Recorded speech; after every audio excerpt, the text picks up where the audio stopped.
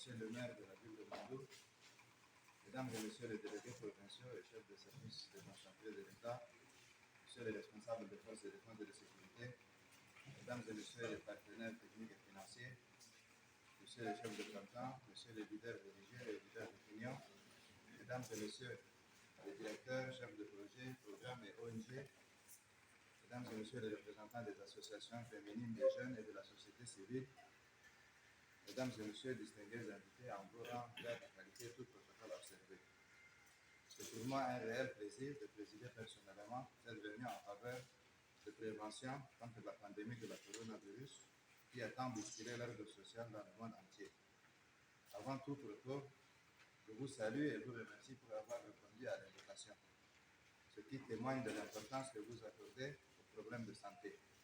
Nous ne pouvons jamais assez parler de la COVID-19.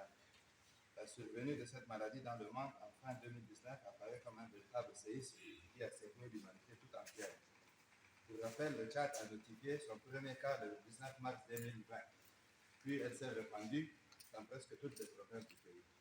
La province du Logan occidental a notifié le premier cas le 9 avril 2020. Chacun parmi nous ici a vécu cette situation terrifiante aux conséquences inimaginables. Combien de familles n'ont pas assisté à l'inhumation de leurs proches? Les lieux de culte sont fermés, la vie socio-économique s'est presque arrêtée. Face à cette situation, le gouvernement a édicté des mesures barrières rigoureuses pour permettre à la population d'éviter la contamination généralisée à travers le pays.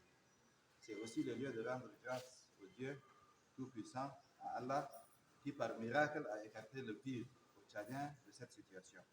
Toutefois, nous devons être vigilants et respecter les consignes des communautés scientifiques qui, par l'aide toujours du bon Dieu, arrivent à mettre à notre disposition des vaccins qui ont fait leur preuve dans beaucoup de pays. Vous êtes sans ignorer qu'avec tous les problèmes de notre pays, que notre pays connaît en ce moment, les plus hautes autorités de la transition, en leur tête le président Mahamat Idriss Déby Itno, président de la République, chef de l'État, font du bien-être des Tchadiens leur priorité en matière de santé. C'est dans cette logique que la vaccination contre la COVID-19 est introduite gracieusement dans notre pays pour contribuer à réduire le risque de contamination généralisée. Le constat général de ce dernier temps montre un relâchement par la population des acquis en matière de lutte contre le coronavirus au sein de nos communautés. Pourtant, les spécialistes en la matière continuent par présager que le risque de propagation des formes mutantes